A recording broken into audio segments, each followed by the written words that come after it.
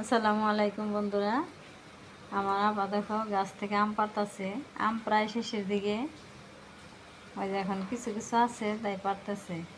আম প্রায় শেষ হয়ে গেছে, তখন আমরা আসছি। ওই যে এখন যা আছে তাই পাড়তাছে আমার আপা। এখন তো কত সুন্দর কচুগুলো, অনেক সুন্দর হয়েছে। ওই যে হালকা দিয়ে পাইতেছে। এ রাইসা আম ফুটো ফুটো ফুটো। ওই যে আমার নাতিনি ব্যাগ নিয়ে আইছে আম ফুটপার লেগে। আম খাওয়ার আমার নাতিনি ফুটছে, ওইটাই আনন্দ বেশি। বাইরে প্রচুর পরিমাণ বাতাস।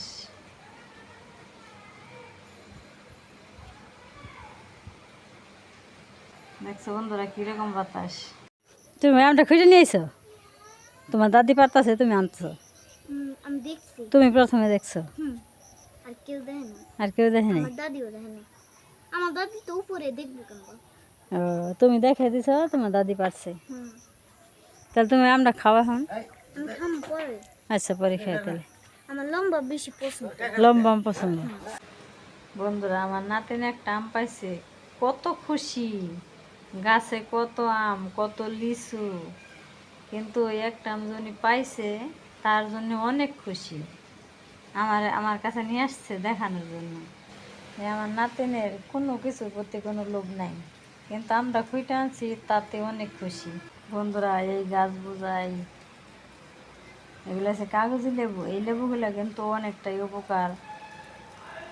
কোনো কাটা ছিঁড়া থাকলে কিন্তু এই লেবুটার রস খাইলে কাটা ছিঁড়াটা ভালো হয়ে যায়।